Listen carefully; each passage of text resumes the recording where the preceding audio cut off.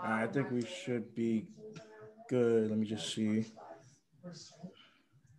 Oh, I forgot to. All right, you have to. All right, yeah. So we're live. We're live. Okay, let's just wait for some people to join in.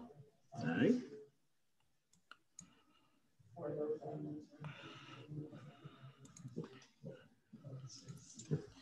Let me just see. All right, we got two people in already. So I guess I'll just kick it off. So hey everyone, welcome to my channel. Today I have a special guest on my channel, Michael King. He's the owner of iPullRank, which is a digital marketing agency in New York. They specifically focus on like a lot of technical SEO. He's been in the SEO game for about 14 years, has 25 years of experience in web development. He's been in multiple different publications like Search Engine Land, Moz, and etc.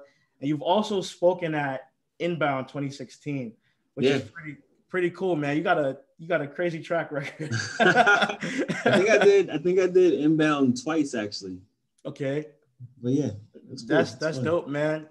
So I'll open the floor. I'll let you, tell people about yourself, even though I just gave a rundown. But is there anything that you want to mention before we get started? Yeah, I very much appreciate the team that I work with. All the things that you mentioned couldn't really have happened if it wasn't for the work that they do to support our clients and, really make things happen. As a Black-owned business, like there are very few Black-owned SEO agencies. And, I feel very honored to have a really dope team that helps me get these things done. So that's all I wanted to add. That's what's up, man. That's what's up. Yeah, there are not a lot of Black-owned SEO agencies at all. I don't even see a lot of, like, every agency that I've worked at, I think I've always been the only Black SEO person at every agency that I've ever worked at. Yeah, it's a shame. It's a shame because, there's a good handful of great Black SEOs in the space. And I don't even want to say a handful. I'm sure there's more that I don't even know about. But, I don't think they're just as involved in the community. Like they do their work, they get it done, and then they go do other things, which I respect because, there's you don't see many of us when you go to conferences or on the blogs and things like that. So it doesn't feel as inviting of a community in that way. And so, I think it's very important that people see themselves out there so that they feel more comfortable being involved. 100%. I agree. Because it is like, especially when you're trying to like, personally, something I've been through is trying to adapt to like the culture, you know what I mean? And it's just hard sometimes because like, there's certain things that as a Black person, I feel like I've had different experiences than other people that are, Caucasian and stuff like that, which makes us different, but we still can, get along and stuff in whatever. But the whole point of what I'm trying to make is it is very like sometimes like little imposter syndrome whenever you're, getting familiar with a company and there's no Black people, you know what I mean? It's hard. Yeah. It's hard. Yeah. And, I think that there's a lot of strange expectations, like when you're a Black person coming into one of those environments, and you're having to navigate a lot of these like lines that don't really, like other people aren't really having to navigate, right? Like if you have an issue at work and you get like upset, then you're suddenly the angry Black, right? So it's like you're not really allowed to have a full range of emotions, right? And that's just not right. So. One thing I could say is like the last agency that I was working at this agency called AKDM, Acknowledge Digital in New York. They were a really great agency in terms of just like, getting themselves educated on some of the things that we have to face. So when I was working there, that was such a great experience. I mean, every Friday we had a call just to go over like certain things, right? Like that's happening within the Black community, because they really wanted to learn more and involve themselves and try to help us, like, so I'm that agency was amazing. But yeah, you don't see that happening all the time. So so to that point, that makes me want to ask a question that how do you feel, right? Like you've been doing digital marketing for a long time, web development, that nature. You have your agency is Black owned. How does that feel? How does it feel to have such a successful Black owned agency? It feels great. I don't really know what else to say. It feels great. What's important to me is that we are a diverse environment, like not just being about Black people, but like, diverse from a gender perspective, diverse for all types of people. And I've been lucky that I've always attracted a diverse team, and I think that diversity of thought yields better work. So I just want to continue to foster that in our organization. That's what matters most to me. And I want to have the opportunities to give more opportunities to people like that. So it feels great to be able to do that, basically. Right. Yeah. Okay. That's cool. So in your agency, right? What, like, whenever you're looking at new candidates and stuff, what skills do you feel that you value the most? Like, if somebody wanted to work at your agency, iPullRank, what are you looking for in candidates? I'm more looking for curiosity and resilience. Like I'm not necessarily looking for somebody with an MBA. In fact, I probably would prefer them not to have an MBA. I want someone who is going to continue to like want to learn new things, someone who has the grit to get things done and fight through to push good ideas forward.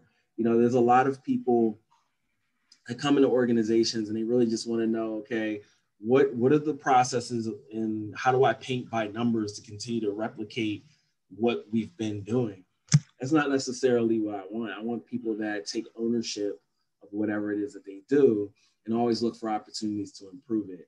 And that's always been my ethos, right? Like you drop me into a situation, I'm like, all right, cool, let me figure out how this works.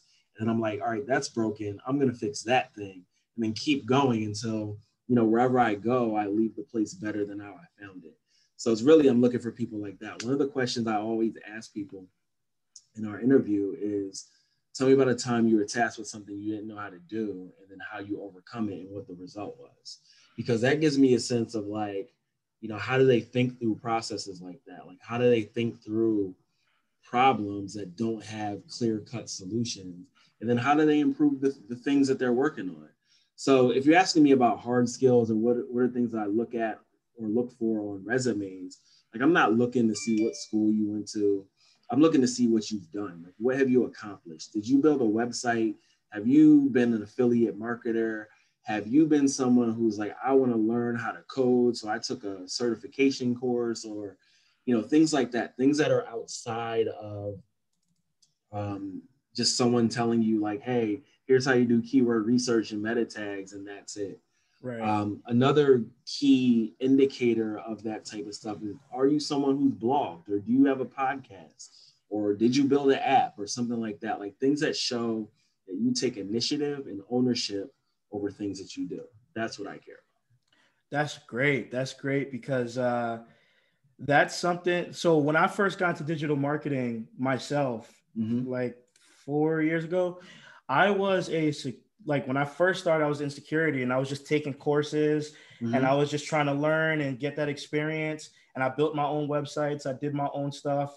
And then I remember when I went to my first interview, or not my first interview, like my first interview where I got my first job. Like what made them really pick me was because I had all that stuff. Like I had my website, I had some traffic, I was ranking for a bunch of different terms, and they were like impressed. So it's great to hear you say that, because I think sometimes, like, I have also been in situations where I've been interviewed at places and they'll like ask me, this happened to me once. Like one time I went to this place, I did a really good interview. And then at the end of the interview, like they liked me, but then at the end of the interview, they called, like we finished the interview and then they called me like the next day or something. And it was like, hey, do you have a master's degree and blah, blah, blah. And I'm like, no. And they were like, oh, I'm sorry. That was the only time that ever happened to me. But to even see that can happen is crazy. Because like you said, like it's more about being curious and wanting to learn and get better. I live by that principle as well. Yeah, I think, that's really just kind of old school thinking. Like it's outmoded by where we're at with what we do. You can have someone with all types of degrees who isn't going to be good at doing this stuff. Like digital marketing changes so much that even if you're working with someone who's been doing it for 15 years, it doesn't inherently mean that they're still good at it. Yep. And so you want people that know how to learn and are like voracious readers and continually playing with things and tinkering. You don't want someone who just like developed one skill or one set of skills and is like, okay, I'm done. That's all I'm doing. Those are not the people that are going to help you be successful long term. 100%. So how do you feel, SEO is always changing. How do you feel that SEO has changed now in comparison to how it was like 10 years ago? Like, what do you think is the biggest difference? I know there's a lot. Sure. That could be our whole conversation. Right. Broad strokes, it's been less about just like hacks and tricks because of the fact that Google is caught up with a lot of the hacks and tricks. Mm-hmm. And it's more about like general marketing, right? But at the same time, the technical side of it has gotten more complex because the web itself has gotten more complex. So it's really that things have matured on both aspects of it, right? You got to figure out how to navigate an organization more than you did before when it was just about, build some links and write the meta tags or make the SEO content. There's no such thing as SEO content anymore. It's really like, what is the content that works for your business, your audience, and for search engines? And search engines being that tertiary consideration in that question there. So I think what has changed is really just like how we support it. I think at the end of the day, it is still like the same core things. We've got to make content that's accessible. We've got to build authority to that content. We got to make sure that content is fast. We got to make sure that we're integrating across a variety of channels. Like all that stuff is still true. It's just the tactical nuances of it have changed. Right. Yeah, I 100% agree with that as well. I think you hit the hammer on the nail when you said that there's no real such thing as like SEO content. Like you need to optimize your content, obviously, but the thing is like, does it solve the problem for the user? And it's crazy that you say that because that's my whole philosophy around SEO. It's like solving problems for the user. Once you figure out how to solve the problem for the user, you'll be able to rank. You know what I mean? Just get that out of the way first, and then you'll do well. Yeah. There's a gentleman named Adam Audette who's like one of the most legendary SEOs, and he said once that SEO should be invisible, and I completely agree with him. Like it should be baked into everything that you're doing as a business. And the idea of SEO content comes from this idea of like, we make content just for the search engines. Super wordy stuff that no one cares about. They land on it and then they go to some other page that actually answers their question. Google is more sophisticated at this point where that content is no longer worth making. It's only worth making content that supports all three of those considerations. 100%. So that leads with a follow-up question. So how do you feel that this, like, since it has changed so much, right? How has it impacted how you're actually doing your day-to-day stuff in your agency? Yeah, I think we've always been very forward thinking in our approaches. And so it's really that, SEO is kind of catching up to what we're doing. And I don't say that to be arrogant. It's just like the way that I was taught as far as like, I knew a lot about like technical SEO, and then I worked at an ad agency, and my manager, black gentleman named Tony Ethic, really like expanded how I thought about it. And it's like, I got to think about audience segmentation. I got to think about content strategy. And so once Panda, Penguin, and all these algorithm updates came out, everyone started shifting their focus more in the way that we started to do things. So, you know, being that everything we do is audience driven and we're starting from market segments, we've aligned our keywords with personas and so on. And then we always do like proper content strategy to inform what we're doing.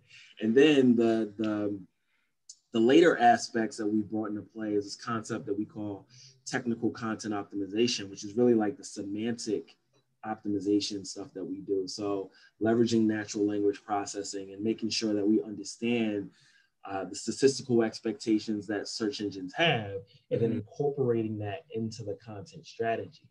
So, you know, I say all that to say that we haven't had to change much since Google has continued to evolve, because a lot of people used to say, like, don't chase the algorithm, go to where the user is. Well, that's where we've been. And now the algorithm is getting closer to that. So we haven't had to make too many changes in our approaches. Yeah, that's crazy. That's like you guys were way ahead of the curve. So that's great.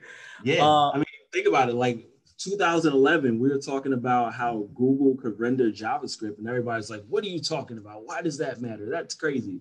And now you have JavaScript SEO, and everybody's talking about it now like it's new. Right. Yeah, that's true. That's true. That's crazy. So actually, speaking of coding, JavaScript and stuff of that nature, being that you run like you guys are very technical. I did my research. Like you guys are the most technical out there. How do you guys like recommend for like SEOs to start using like Python in their day-to-day in their work?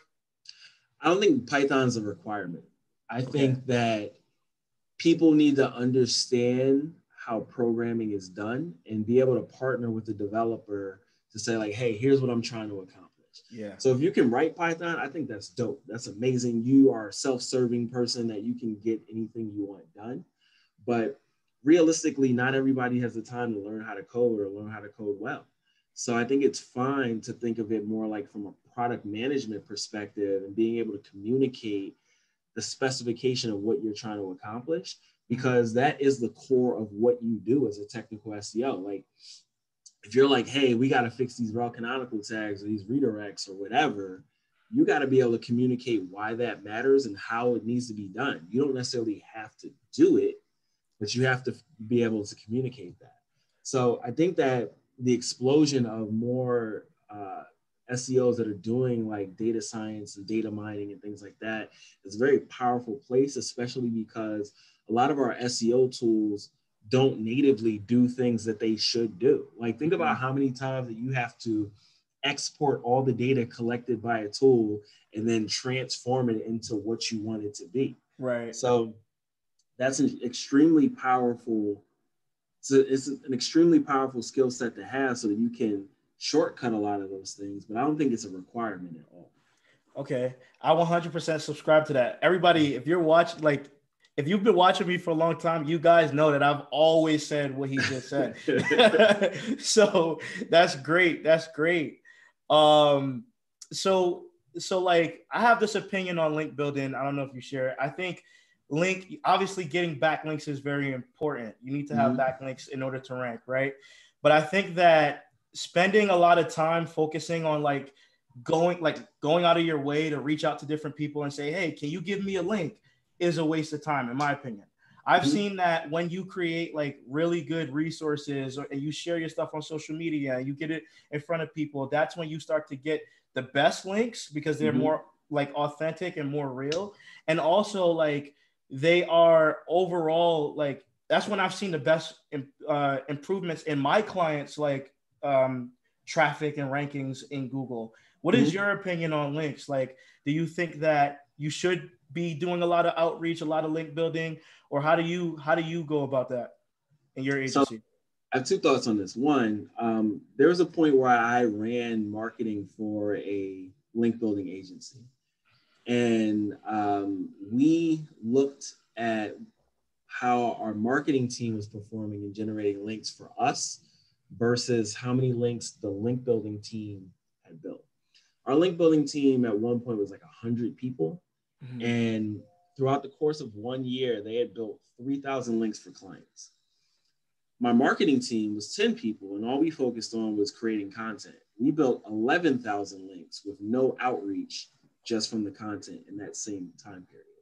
So I agree with you that content efforts, content marketing is going to yield way more links that are way more natural, that are more aligned with your target audience, so potentially also driving traffic as well, than outreach is. But at the same time, I believe that outreach is often a necessary evil to get it done, because in a lot of cases, you can create content and it just doesn't perform, right? Right. And you've got to do something to like kind of kickstart that flywheel so that people see it and end up linking to it. And then there's also, you know, the method of like, how do we identify things that people are already searching for, that we create content for, and then that naturally generates those passive links. So I think that there are multiple levels to the process, and you can also involve paid media. And I'm not saying paid for links. I'm saying like you can promote your content in a variety of paid channels so more people see it. Like you target bloggers, you target journalists, and then they end up subscribing to your site, and then they, you know, link to you in the future. That's another way to generate that passive link equity as well. So I think that link building needs to be a bigger picture marketing effort rather than just an outreach effort. Agreed 100%. And you mentioned paid media. And like, I have some people who follow me that do paid media, and, you know, majority of my audience does SEO. But for the people who do paid media, I'm curious to know, what is your take on SEO versus PPC? What do you think is a more like lucrative strategy? And also, what have you seen, if any, bring better results for your clients? That is a can of worms, but I will say that I think they work best together. Integrated search is super powerful in that, you know, there's a halo effect where if you're ranking in both places, you end up getting more clicks in both places. And I think we can all agree at this point that, you know, click activity reinforces rankings in organic. And so if you can do something to drive more clicks in organic, do it. Right. So I definitely recommend that if resources are available, be active in both channels. Now, as far as what works better, it depends on goals. I think that there's just the reality of the short-term wins that you can get from paid search that you can't get from organic search. So especially if you're in the e-commerce space, it always makes sense to run paid to your site so you can generate those sales and then keep your business going until organic really picks up. And then, you know, there's just the reality of efficiency of paid search. You put $1 in, you get $10 back. Like, why would you not do that? Right. Whereas you can put 100,000 into organic search and get very little return because of how competitive your space is. So really the answer is that it depends on what the situation is. But I'm always gonna, you know, cape for organic search because of the fact that it's a compounding channel. Like the more you invest in it, the more value you get back over time, and it's gonna yield far more than what paid search will in the long term. Right, 100%. Actually, something very interesting to share is that I have like this affiliate product that I promote on my website, and the creator of the product was not running any ads for a long time. And the amount of money that I was making from it wasn't as high as when he started running ads. When he started running ads, more people became aware, and then they were looking for him on Google and trying to figure out more about his product. And they came to my page and started purchasing through my affiliate link. Yep. So you're right. They definitely work together. And I've seen like the increase in revenue from that alone, from him just running his ads. So 100% I agree with that. We have a couple of questions here in the comments, but I'm going to ask you a few more, and then I'm going to switch over to some of the questions that people are asking. So one of the biggest things right now in general, because of everything that's happening with the world and COVID and everything, everybody's remote. What is your take on remote candidates, hiring remote people? Yeah, I've come around on this one. I was definitely not into remote forever. I mean, it's great in having the flexibility and being able to, like, as an employee, like, just stay home or go somewhere. And it's kind of ironic that I, as an employer, wasn't really into it. And I'll tell you why, because, like, when I did music for a living, I got my first SEO job because I just needed a job to pay my medical bills after getting into a bike accident. And I was just going to quit it. Like, I started in August and I was going to quit in November because I was going on a European tour. And I went to my boss. I was like, yo, this has been great, but I got to put in my notice because I'm about to go on tour. He was like, wait, you can work from home on the road. I was like, what? That's a thing? And, that was like one of the things that really drew me into this world more, just having that type of flexibility where I could be on a train in like Germany writing code and being able to work while I wasn't physically there. But for me as a manager, I just wasn't good at managing people remotely. Like, I would completely forget that we had a person, and they'd be like, oh, is there a dial-in for this meeting, or is there a calendar invite or whatever? And I would be like, oh yeah, we do have a designer that works remotely. And the other thing is that, there's just more that can happen from happenstance by having a bunch of people in the same place. So I really wasn't into it, but going through the whole COVID-19 just really forced us to figure it out. And now I'm just like, yeah, I should have always been doing this. Like, right. There's just like a much broader wealth of talented people that we can have on our team. So why would I not include them? So yeah, moving forward, I think we're going to become like an office optional team, and we will continue to expand who we hire, where it's not like, we're going to become more geographically diverse. Okay. Yeah, no, that's a great story, man. That's interesting. That's very interesting. With the whole, like, how your boss told you, like, when you were working for someone, your boss told you, like, yeah, you can tour, just take your work with you. It's funny that he said that. But I've also had a lot of people that, like, abuse the work from home thing. It's like they'll come in for half the day, like, oh, I'm gonna go work from home, and then they just like go on an interview. Like, right? Come on, be an adult. Right? Would you? So that being said, like, this is like a weird question, I guess, but would you prefer people, if they were leaving, to come up to you and just straight up tell you, like, hey, I'm interviewing at other places, this is the reason why? Yeah. Okay. Absolutely. And, I think that it's difficult as a business owner and a boss to create an environment where people feel psychologically safe enough to do that. Mm-hmm. But it would definitely be the preferred situation, because if it's the type of thing where it's a small thing that we can fix, let me know. Let's fix it. If it's something that can't be fixed, cool. Let me help you go somewhere else. And then we can also, like, have the jump on who it is that we would find to replace you. Because otherwise it's like, all right, well, like, for instance, let's say we sign a new client and it's specifically around the thing that you do. And then you give me your 2 weeks notice, like a week into the project. Well, then what happens to us, So right. I just would love for people to offer the same level of consideration that I would offer to them.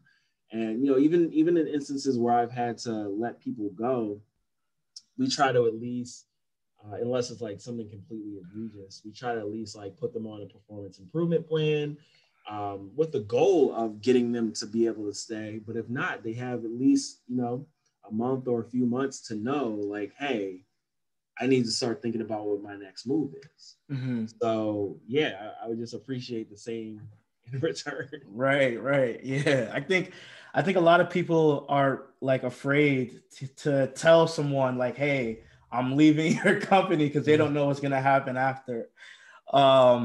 But yeah, no, that's great though, that you guys have, like, a performance improvement plan, that you work with people to help them so that they can stay, because it shows that as an organization, you guys are really trying to help the people that you are working with. Yeah. Yeah, for me, I mean, that is the, like, sure, I could do everybody's site audits for the rest of my life, but I'm bored of that. Like, what I enjoy most is seeing my team grow, seeing us all collectively succeed and all of that. So yeah, individual growth is incredibly important to me. Mm-hmm. So like in your opinion, right? If you had to pick like four major pillars to make a great marketer in general, just marketer, not even SEO, but just marketer, what would those pillars be? Um, Again, curiosity, um, some level of technical skill. And again, I'm not saying you need to be a developer. You just need to understand like how the internet works. um, some sort of like promotional skill, like whether that's paid media or being able to do like digital PR, and people skills. Because if you can't network, if you can't influence people effectively to get things done, like internally or externally, doesn't matter how good of a marketer you are, you're gonna have a very low ceiling on what you can accomplish. Right, right. Those are some great four pillars. I hope you guys are taking notes. Um, so so like you have a series called Runtime, It's a right? movie. Yeah, it's a movie. Okay, a movie. Okay. Mm-hmm. So we want to talk. I watched like some of it on YouTube. It Mm-hmm. was really cool. I'm curious to know like how you came up with that idea. Yeah, so we made that for MozCon. MozCon being, from my perspective, like the Super Bowl of SEO conferences. I always try to do something next level. Like the first year, my whole thing was Mad Men themed. I came out rapping over the Mad Men beat. I had like a kinetic typography video in the background, DJ on the stage. It was completely insane. And so this year, they were like, hey, we got to go remote because of COVID-19 and all that. And initially I was a bit disappointed because I was like, I was ready to be on the stage again.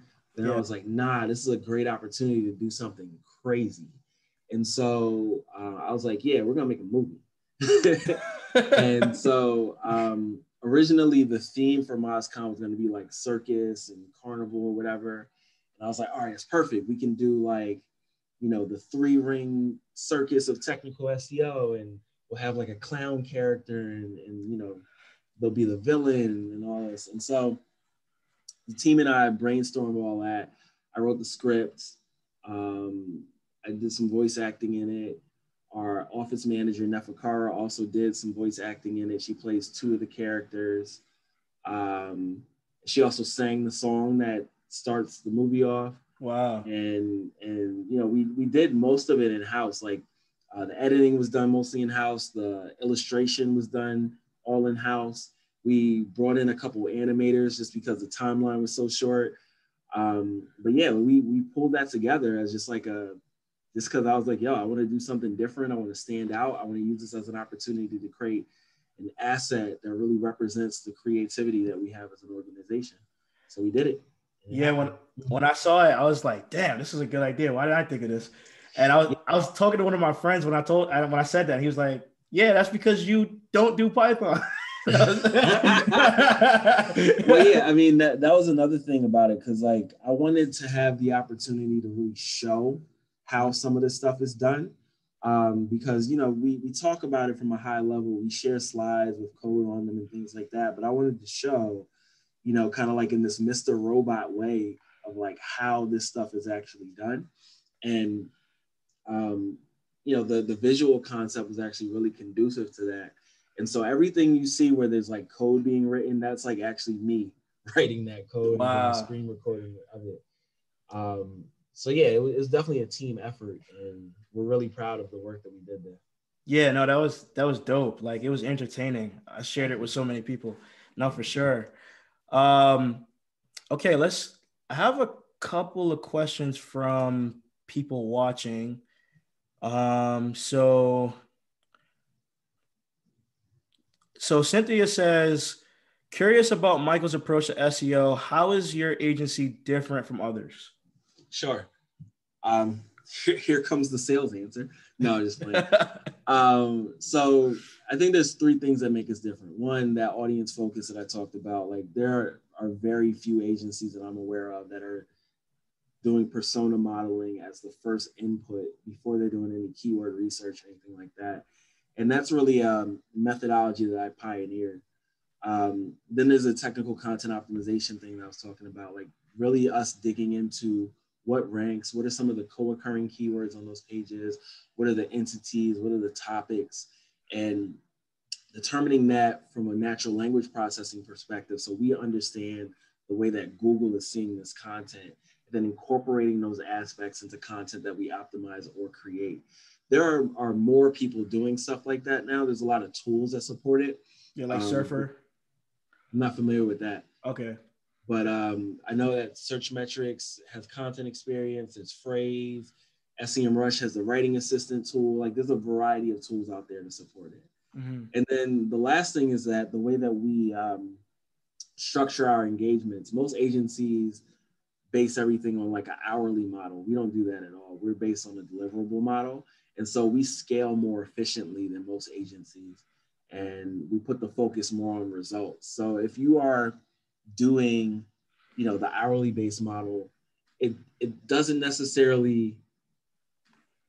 keep the best interest of the client in mind, because you're always just trying to show activity month over month so you can keep your revenue where it's at. We're not thinking about that. We're just like, all right, here's what we cost based on what you want, and that's that. So the focus is only on what we actually accomplish and what results those get. Right. Okay, that's cool. Yeah, that's funny because like when like I actually do the hourly model, but I don't have an agency, so I just work with medium-sized clients. But I don't know, for me it works. It works pretty fine. But at my last agency that I was working with, like we worked with really, really big clients, like huge. And so like it made more sense in that regard, because we, like you said, you get to spend way more time focusing on like trying to get a better outcome for that company, as opposed to like the time. It's like you're just timing things. It's just like it's hard to get everything done. Like when we would do keyword research, for one of our clients, like instead of timing that and being like, okay, we have to do this for an hour, it'd be like, let's do this for like 2 weeks, a month, find every single thing that we can find, and then compile it into an Excel sheet. And now we have this for the client. So, yeah. So if you scope things based on hours, like you said, let's say you've got, like you said, keyword research project, right? And the scope for that keyword research project is 10 hours. It takes you 2 hours. Well, you're going to have to find something to do for that next 8 hours to prove to the client that you spent 10 hours on that project. Now, since we are saying like, all right, we're removing the hour discussion out of it, it took us 2 hours. Well, now we can spend more time finding other opportunities outside of keyword research for the client. And that's what I'm saying. Like if your scope for X number of hours and your team isn't delivering against that, they're just going to start making things up that aren't necessarily valuable. But they're going to start saying like, oh, well, we did these 5 meetings. That also helped the client. But if it wasn't about the client, why are we building them for those 5 meetings? Right. So, from an individual perspective, I agree. It makes more sense for you to sell hours. But for an agency, I think it's more valuable to the client to buy deliverables. Yeah, I 100% agree. The next question we have is another question from Cynthia. She says, in your opinion, what is the best way to learn SEO? Best way to learn SEO is to do something, like build an e-commerce site, build a blog, build an affiliate marketing site, so that you can see actual results in what you're doing. Because you can read all the things out there that you want, but until the rubber meets the road and you're trying things and you're seeing what works and what doesn't, you don't really know what you're talking about. And so beyond that, I would recommend just always be testing, like have a site that, whatever you're doing with it, whether it's just like monetizing on AdSense or whatever, just always be tinkering with a site like that in the background. So anytime you read a blog post, try out what people are saying and see if it actually works for you. So yeah, doing stuff. It's crazy that you say that because I recently started like a coaching program where I'm like coaching people and teaching them like some SEO stuff. Mm-hmm. And like how I structure it, like I have like video modules and stuff like that. But how I structure it is like each person that I'm working with, they get a website, right? Mm-hmm. And they get to like there's assignments after every video, so they can start implementing what they're doing and what they're learning immediately. Because I agree with that thought process to where like you have to start doing something. Because when I started, man, like just reading, like first off, when you read from different blogs, everybody says like tells you a different way to do the same thing. And then and then when you start like implementing certain things, you'll find different outcomes or different results by yourself from just testing. So yeah, I agree with that. Yeah, you remember how like in middle school or high school where they would have those like classes where you learn about the stock market and they give you like fake money to play on the stock market? I've always wanted to create something like that, like a sandbox for SEO, where it's like you have a fake version of Google, you make these changes on the site, and then there's an algorithm in the sandbox that like reacts to those changes. Because you know, otherwise people are just gonna spin their wheels doing a bunch of the wrong things and saying that SEO doesn't work. Yep. Yeah, that's true. That's 100% true. And it's so crazy because like even like, you know, when I watch all these YouTube channels with all these gurus and stuff, man, like there's so much misinformation. Like the people who I like Rand Fishkin, I like Ryan Stewart, I like those guys, you know, I like those guys too. Yeah, they're great, you know, I like your content, but like sometimes I see some stuff with like some random guy who just runs like a local SEO agency or something, and like they'll be talking about their stuff, they'll like their what they do for their clients. I'm just like, I don't know if I agree with the way you're doing that. You know, and I'm someone who's very like, I study a lot, I work a lot, I have that like curiosity. I always want to get better. And so for me, like I'm always testing, I'm always doing things. But just in general, when I'm like, don't get me wrong, like I take the stuff that they're saying that they do, I take it and I test it to see if it works. Because if it's gonna work better than what I'm doing, then I'm gonna do it. You know what I mean? But when you test this stuff and you don't see the results that like a lot of these people are saying that they have, it just makes you realize like how easy it is for someone who's new to SEO to how they can start building bad habits really easily. You know what I mean? And that's like very scary if you think about it. Yeah, I'm actually working on a book called The Science of SEO to stop this. You know, hopefully it lands with a good publisher, but what you're describing is exactly the problem that I see. And there's also this element where, you know, people are so comfortable saying it depends, like it's just magic. But it's not just like, it's not magic, because, you know, they bring engineers onto the search team every day. It's not like people don't have some basis in the technical skills that are required to create search engines. So it's just a deficiency that the SEO industry has as to how that stuff works. And so I think it's very important for me to be, you know, bringing that knowledge to the forefront. And, you know, I think that's what I've always done to some degree, but I got real deep in the technical aspects of it in like the last 3 years. And I gave a presentation at MozCon in 2018 called You Don't Know SEO that really dove into like information retrieval and natural language processing and graph theory and things like that. So people could really understand like, how does this stuff actually work? So it's no longer, it depends. It depends on these precise things. And here's how you can think about solving these problems. Yeah, I'm definitely buying your book, man. Just let me know. Let me know when it's coming out. If you don't have a date yet, but when you get that date, you know, just hit me up on LinkedIn. I'm definitely gonna buy it. Cool. So I have another question here from Starberry 911, and he or she, because I don't know. Just go with they. They say, what are your criterias when it comes to clients that may want to work with you? So I guess like, how do you know if a client is a good fit for your agency? I mean, I think that is more discussion. You know, there's a series of things that we need to understand about them and whether or not they're positioned to get things done, really. Because there's been a number of clients that we had in the past where it's like, yeah, we want to check the box and say we've got an SEO company, but that was just passing paper back and forth. We don't want that. We want to drive results. And so we need to understand like what their internal team looks like. Like, do they have the capability of executing on recommendations? Do they have, engineering resources to execute on technical recommendations?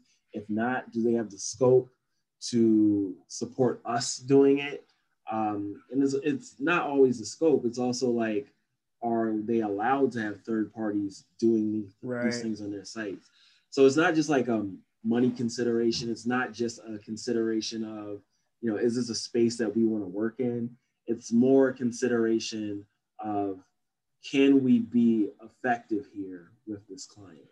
And that's not just like a simple series of questions that comes out of a conversation. Yeah, I can relate to that. At my previous agency, I was working with like a really large bank, and like there was just certain things that we couldn't do because of like either NDA or like compliance, not NDA. What's it called? Controls and compliance. Nah, it's what is it called? I can't remember the name of it, but it's something that they follow, and we couldn't like do certain things on their website because of it. The ADA compliance. ADA. There we go. ADA, yeah, ADA, and just like other things, and there was like certain data that we couldn't have access to because they're a bank, and so like it was very hard to make certain decisions at times. But we found ways to make those decisions and come up with the solutions for them. They were very happy with us. But I can relate to that. And then somebody also asks, this is like a really loaded question, so you don't have to spend like 10 minutes on this, but how do you start an agency?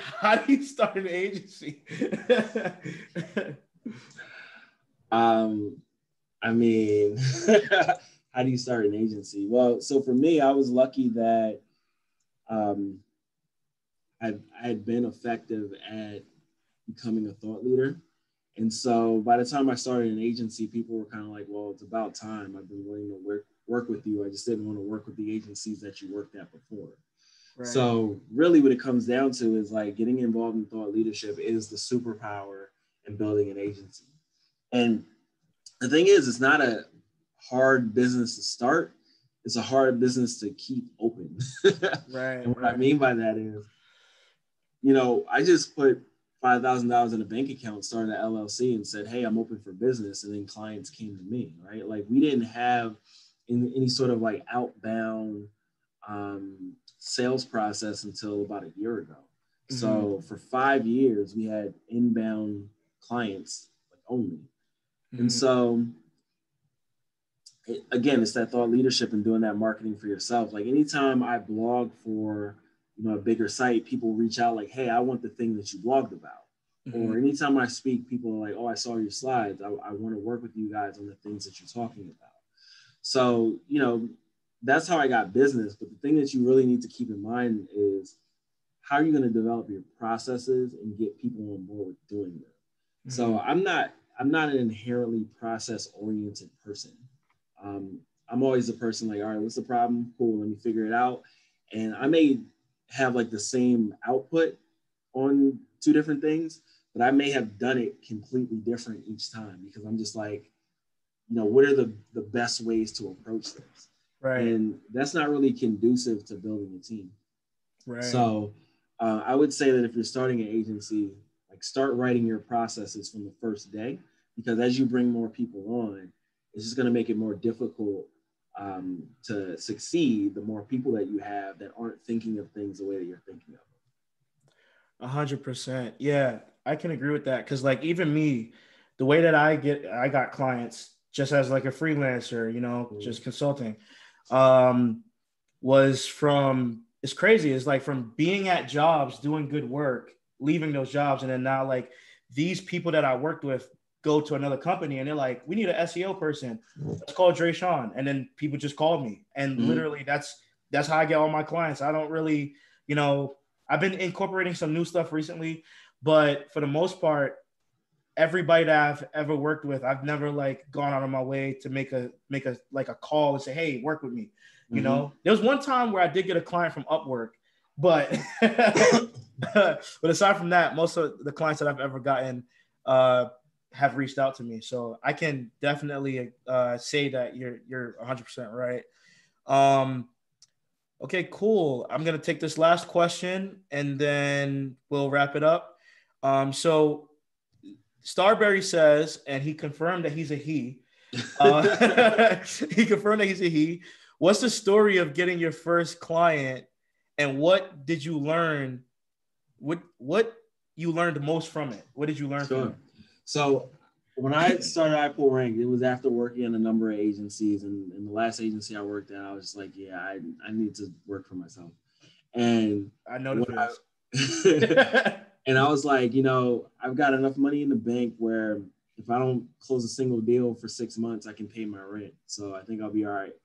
And shortly after I made that decision, I got 2 clients on the same day. Wow. One came from a conference I spoke at. I was on a panel, and this guy owned an agency that was focused on marketing automation. And he was like, oh, you know a lot about SEO? Cool. I want to hire you to do SEO for my clients. And I was like, all right, bet, no doubt. And then I just published a post, I think it was called Scaling Quality Content on Moz. And someone read it and reached out to me. He's a lawyer, trademark attorney. And he was like, yeah, I want your help for my site. And so they both closed on the exact same day. And I was like, oh, I guess I got a business now. And, it was maybe a month after that I was like, I need an office. So I got a WeWork. And then a month after that, I had registered my LLC. I got a tax accountant an accountant person. Yeah. And an attorney, and then I was business. Wow, man, that's a crazy story. That means it was meant for you. Yeah, it's supposed to happen. You got 2 clients on the same day. That's crazy, man. All right, so everyone, thanks for tuning in today. Mike, if you have anything else you want to say, like social media handles or where people can find you. Yeah, I'm iPullRank on all the things. We're iPullRank Agency on Twitter, iPullRank.com. And yeah, check out Runtime. It's iPullRank.com/runtime. I think it's on our homepage. It's a 30-minute short film about technical SEO. It's 1 part Mr. Robot, 1 part Batman the Animated Series, and I think you'll like it. Yeah, you guys will love it because I watched it and it was amazing. I shared it with like a whole bunch of SEO people. I kind of was nerding out over it. All right, everyone. So thanks for watching today, and I'll see you guys in the next video. Cool.